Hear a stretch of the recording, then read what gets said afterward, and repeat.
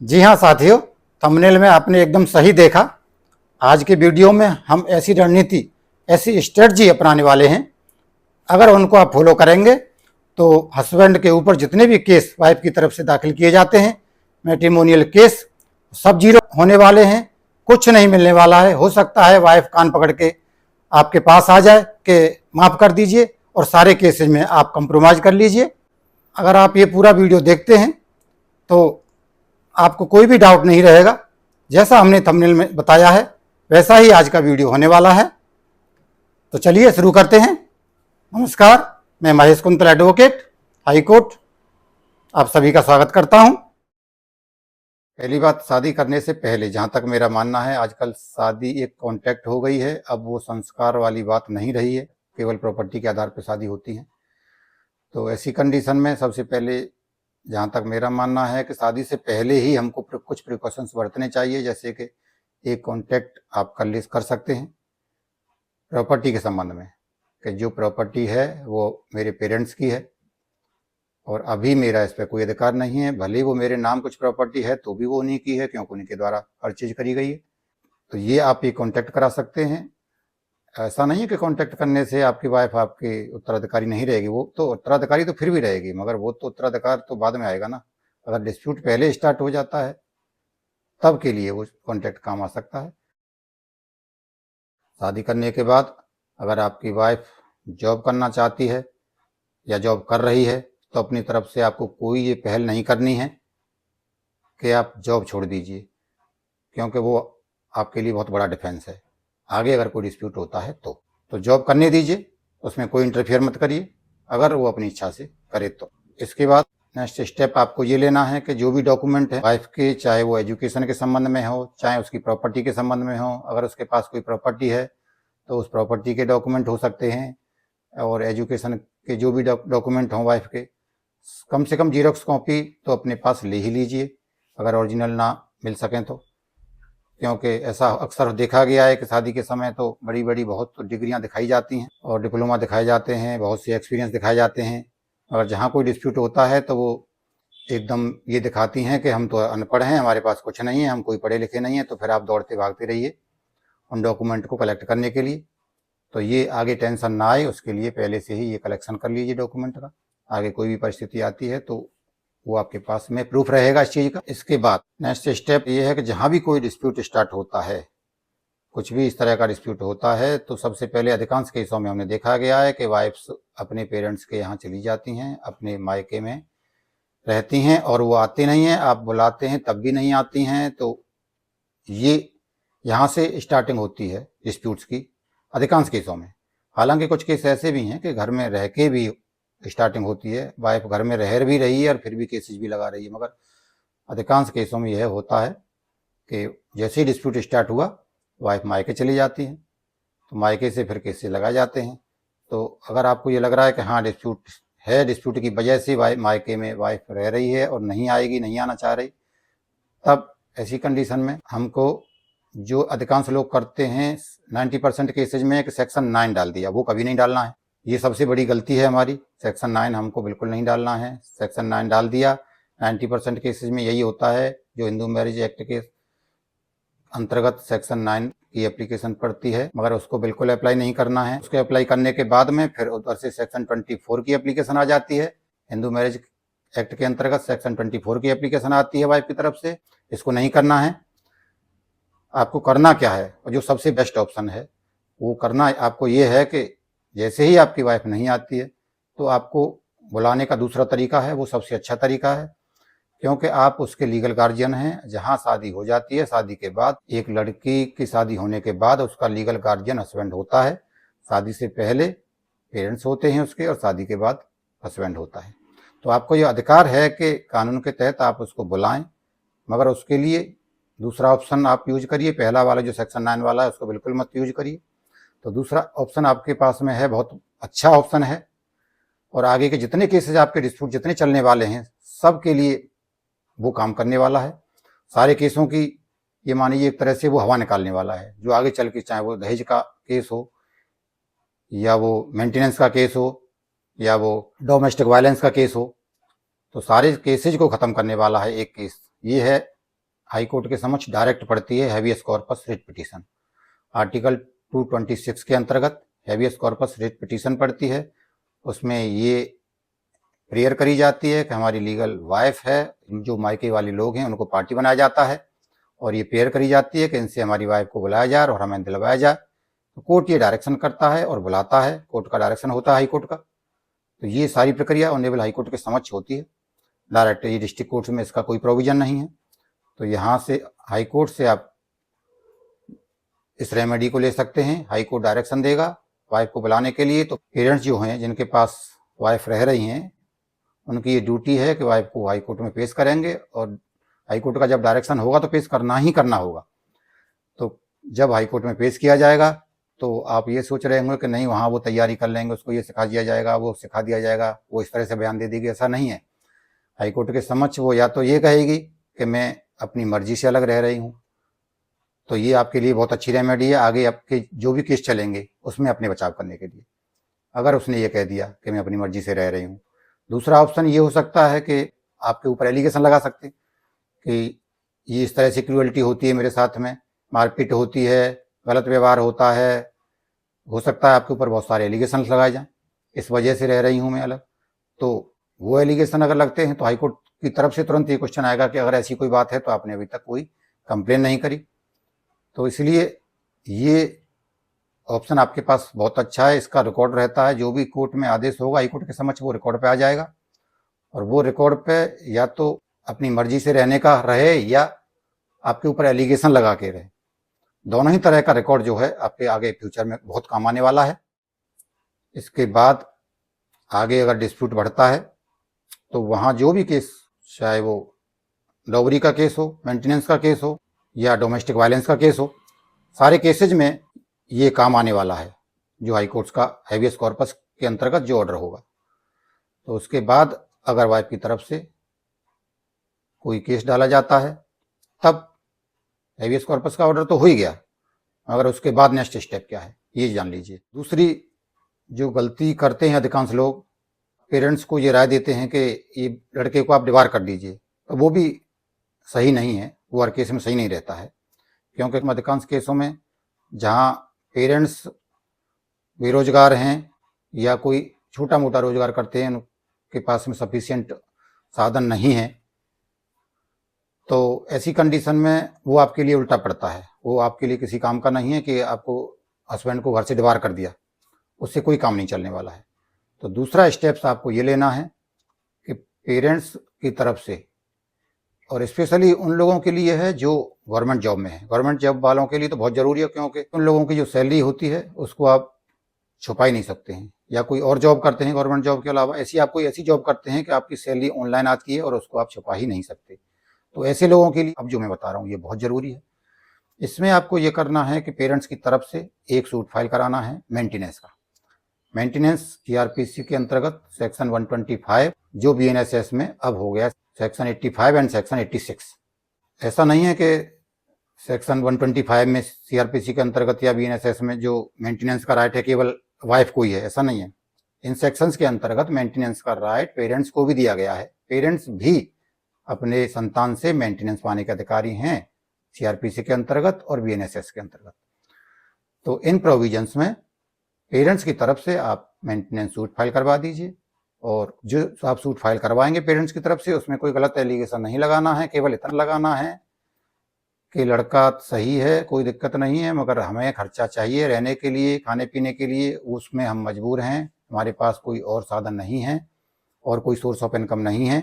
इसलिए लड़के की जो कमाई है, जो भी सर्विस से पैसा आ रहा है, जो भी सैलरी आ रही है, उससे में से 1/3 कम से कम हमें दिलवाया जाए। पेरेंट्स की तरफ से ये प्रेयर होगी तो उसमें आसानी से कोर्ट्स कर देती है। पेरेंट्स के लिए मेंटेनेंस या पेरेंट्स पे कोई साधन नहीं होता है तो उसमें पेरेंट्स के लिए मेंटेनेंस का डायरेक्शन हो जाता है। जब 1/3 का मेंटेनेंस का डायरेक्शन हो जाएगा, ऑर्डर हो जाएगा, तो फिर वाइफ के लिए ज़्यादा ऑप्शन फिर बचता नहीं है। छोटा मोटा भली कोई अवार्ड हो जाए, ऑर्डर हो सकता है, मगर बहुत बड़ा मेंटेनेंस फिर बचता नहीं है, क्योंकि 1/3 तो ऑलरेडी पहले ही दे चुका वो। इसलिए ये पहला ऑप्शन आपके पास हैबियस कॉर्पस हो गया, दूसरा ऑप्शन आपके पास ये हो गया। इससे आपकी कम से कम 50% जीत हो जाएगी। दो ऑप्शन ऐसे हैं आपके पास, कम से कम 50% 60% आप केस जीत गए। अब थर्ड ऑप्शन भी बहुत अच्छा ऑप्शन है। इसके बाद आप ये कर सकते हैं कि डोमेस्टिक वायलेंस के अंतर्गत एक महिला को अधिकार है सूट फाइल करने का। तो महिला से तात्पर्य केवल पत्नी ही नहीं है, महिला और भी कोई हो सकती है फैमिली में, पत्नी के अलावा जैसे आपकी मदर है या और कोई महिला है, फैमिली मेंबर कोई भी हो सकती है, उसकी तरफ से अपनी पत्नी के ऊपर आप केस फाइल करा सकते हैं डोमेस्टिक वायलेंस का। जेंट्स नहीं कर सकता, आप नहीं कर सकते, फादर नहीं कर सकते, मगर मदर कर सकते हैं या कोई और कोई भी लेडीज जो फैमिली मेंबर हो उनकी तरफ से हो सकता है। तो कोई फैमिली मेंबर की तरफ से, लेडीज की तरफ से आप ये सूट फाइल करा दीजिए डोमेस्टिक वायलेंस का। ये डोमेस्टिक वायलेंस हो जाएगा, एक मेंटेनेंस का हो जाएगा। तो ये बहुत अच्छी रेमेडी है हस्बैंड के लिए, पत्नी के खिलाफ ये दोनों सूट आप फाइल कर दीजिए। नेक्स्ट स्टेप, अगर हस्बैंड बेरोजगार है, कोई रिकॉर्ड पे कोई इनकम नहीं है हस्बैंड के पास, अगर इनकम है और ऑन रिकॉर्ड है इनकम आपकी, तब तो वो ऑप्शन हो गया आपके लिए, जो फादर और मदर पेरेंट्स वाला जो हमने बताया था मेंटेनेंस वाला। दूसरा, अगर आप बेरोजगार हैं, कोई सोर्स ऑफ इनकम ऐसा नहीं है जो ऑन रिकॉर्ड है, तब आपके पास बहुत अच्छा ऑप्शन है।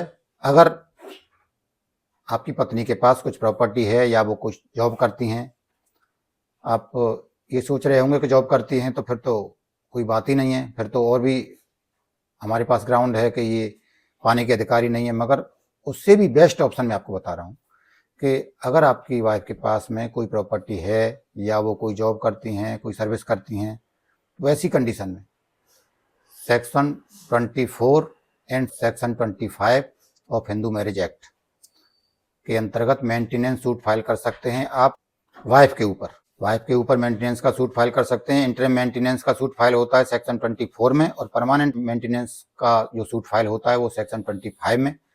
दोनों हिंदू मैरिज एक्ट के सेक्शन हैं, ये सीआरपीसी के सेक्शन नहीं है, क्योंकि सीआरपीसी के अंतर्गत हस्बैंड मेंटेनेंस नहीं मांग सकता। सीआरपीसी के अंतर्गत जो मेंटेनेंस या तो वाइफ मांग सकती है या पेरेंट्स मांग सकते हैं अपनी संतान से, वहाँ हस्बैंड का कोई ऑप्शन नहीं है। मगर हिंदू मैरिज एक्ट का जो सेक्शन 24 सेक्शन 25 में हस्बैंड भी मेंटेनेंस की डिमांड कर सकता है वाइफ से, ये हस्बैंड का अधिकार है, तो उसको आप यूज करिए। अगर आपके पास कोई सोर्स ऑफ इनकम ऐसा नहीं है जो ऑन रिकॉर्ड हो, तो इसके अंतर्गत आप सूट फाइल कर सकते हैं और मेंटेनेंस कोर्ट को करना पड़ेगा। अगर आप ये प्रूफ करते हैं कि हमारे पास कोई सोर्स ऑफ इनकम नहीं है और वाइफ के पास है, तो ऐसा नहीं है। बहुत से केस हमने ऐसे देखे हैं जिसमें हस्बैंड मेंटेनेंस ले रहा है वाइफ से, और ये हिंदू लॉ की खासियत है। हिंदू लॉ के अंतर्गत ही ऐसा प्रोविजन है, मुस्लिम लॉ में या किसी और लॉ में इस तरह का प्रोविजन नहीं है। पर्सनल लॉ में ये एक अकेला ऐसा पर्सनल लॉ है जिसके अंतर्गत एक हस्बैंड को राइट है वाइफ से मेंटेनेंस लेने का। नेक्स्ट स्टेप, इसके बाद आपको क्या करना है, इसके बाद पत्नी के जो मायके वाले हैं उनके ऊपर भी केस दाखिल कर सकते हैं, उनके खिलाफ केस फाइल कर सकते हैं, चाहे वो मारपीट का केस हो या कोई और लेन देन का केस हो। मगर उसमें सावधानी ये जरूर बरतनी है कि कोई एविडेंस हो अपने पास। जैसे अगर मारपीट का है तो कोई इंजरी रिपोर्ट्स हो, मेडिकल रिपोर्ट्स हो। बगैर एविडेंस के हवा में केस नहीं दाखिल करना है, नहीं तो उससे कोई फायदा नहीं मिलने वाला है। अगर कोई एविडेंस है तो आप उनके खिलाफ भी केस फाइल कर सकते हैं। ऐसे केस अगर दोनों साइड से हो जाते हैं, क्रॉस केस हो जाते हैं, तो फिर अपनी तरफ से उधर से दूसरे पक्ष अपने आप पहल करता है कि चलिए अब हमारे ऊपर भी केस हो गए तो हम कंप्रोमाइज कर लें। क्योंकि ऐसे केसेज में, मैट्रिमोनियल डिस्प्यूट्स में बहुत जल्दी पहल अपनी तरफ से कंप्रोमाइज की नहीं करनी है, नहीं तो उससे फिर बहुत ज़्यादा डिमांड होती है दूसरे पक्ष की तरफ से।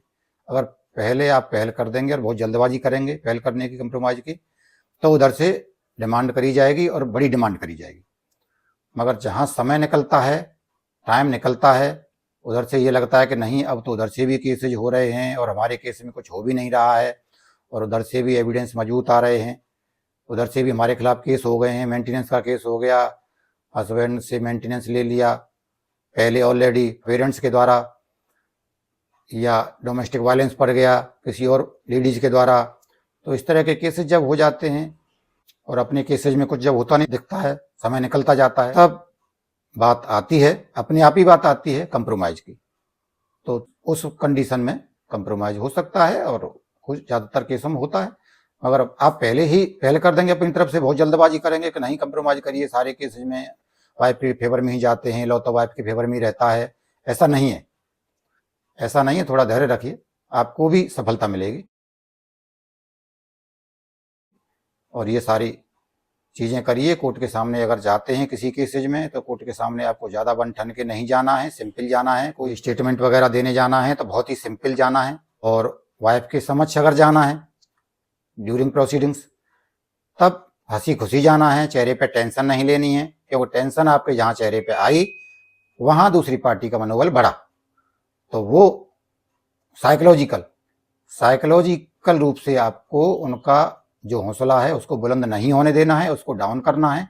इसके लिए सबसे बड़ा रास्ता यही है कि इमोशनली रूप से और साइकोलॉजिकल रूप से दूसरी पार्टी को डाउन करना है, खुश मिजाज रह के जाना है उनके सामने और मस्त ये दिखाना है कि इस पर कोई फर्क नहीं है इन केसेज का। तो साइकोलॉजिकल रूप से अपने आप डाउन दूसरा पक्ष हो जाएगा। और हमको बहुत जल्दबाजी नहीं करनी है। जो भी केसेज चल रहे हैं वाइफ की तरफ से, उनमें अगर स्टार्टिंग वाइफ की तरफ से तो होती ही है, तो उधर से जो भी केस फाइल करे गए हैं उनमें शुरुआत में हमको कोई ज़्यादा जल्दबाजी नहीं दिखानी है कि जल्दी जल्दी अपना उसमें हाजिर हो गए, जल्दी से अपना काउंटर लगा दिया, जवाब दाखिल कर दिया। हर जगह आप जल्दबाजी कर रहे हैं, अपने वकील से कह रहे हैं कि वकील साहब जल्दी करवाइए, तो ये गलत है। जल्दी नहीं कराना है, आप चलने दीजिए, बस जैसे चल रहा है धीरे धीरे आराम से चलने दीजिए।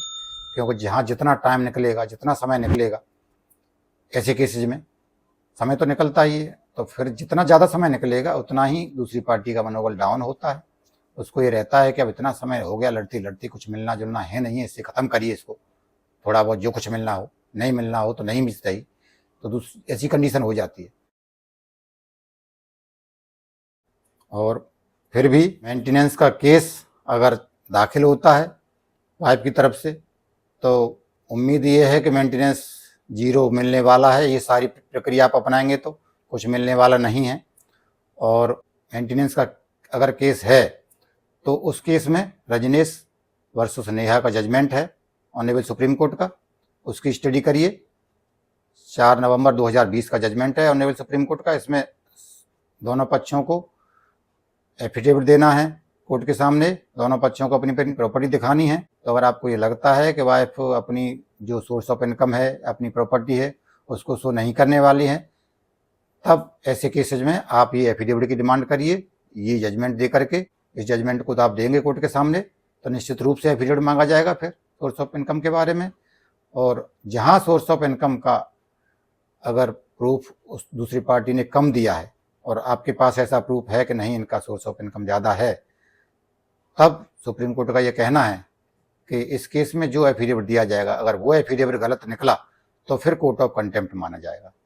फिर उसके ऊपर एक केस अलग से पड़ जाएगा, वो कोर्ट स्वयं ही डाल देगा।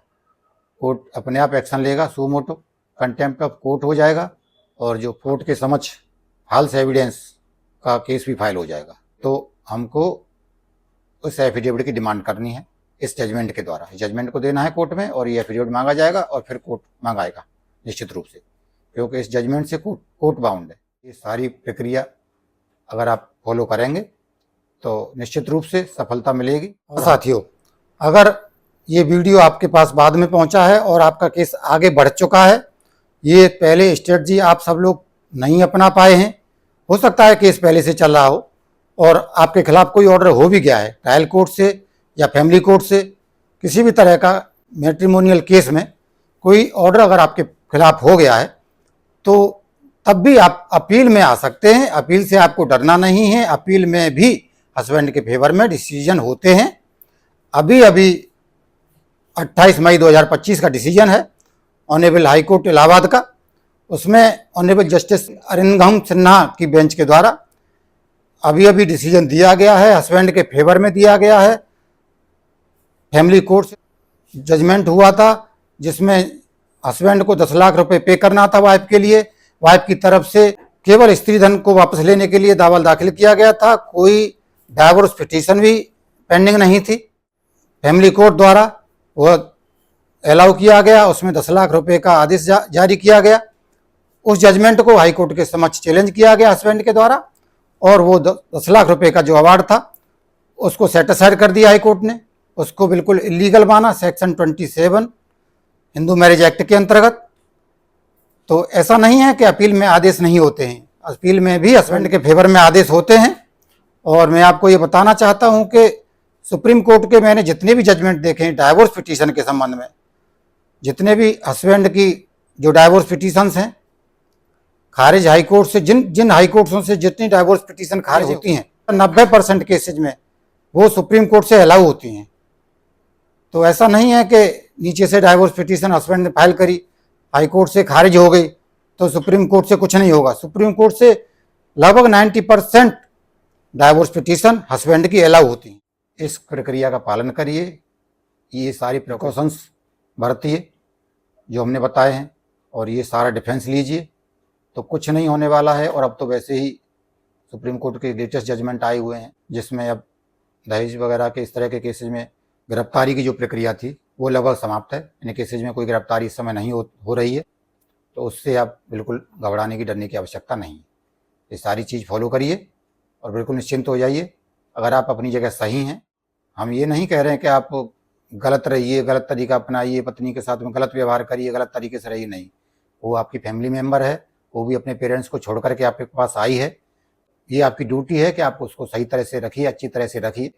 सारी चीज़ें हमने केवल इसलिए बताई हैं कि अगर कोई गलत केस, झूठा केस में आपको फंसाया जाता है, जो आपकी तरफ से ऐसा ऑफेंस कभी किया ही नहीं गया, जो पहल आपकी तरफ से कभी की ही नहीं गई, और ऐसा आजकल हो रहा है, अधिकांश केस झूठे लगाए जा रहे हैं, बात कुछ और है और लगाया जाता है डाउरी प्रोहिबिशन एक्ट और 498A 125 जो BNSS के सेक्शन अलग हो गए, तो ये सारी हैं। तो ऐसा नहीं है, हमारा कहने का मतलब ये नहीं है कि वाइफ को सही मत रखिए, आपका कुछ नहीं बिगड़ेगा, इसके लिए प्रोत्साहन नहीं दे रहे हैं हम। केवल आपको इसलिए बता रहे कि अगर वास्तव में कोई गलत चीज़ हो रही है, गलत केस आपके ऊपर हो रहा है, तब ये प्रिकॉशंस आपको लेने हैं और ये सारा डिफेंस आपको अपनाना है, जिससे आप बच जाएंगे अगर आप सही हैं तो। इसके साथ ही आज के वीडियो को हम विराम देते हैं। अगर इस संबंध में कोई डाउट है तो आप कमेंट्स के माध्यम से पूछ सकते हैं। व्हाट्सएप नंबर पर व्हाट्सएप भी कर सकते हैं और कमेंट्स भी कर सकते हैं। नमस्कार, जय हिंद, जय श्री कृष्ण।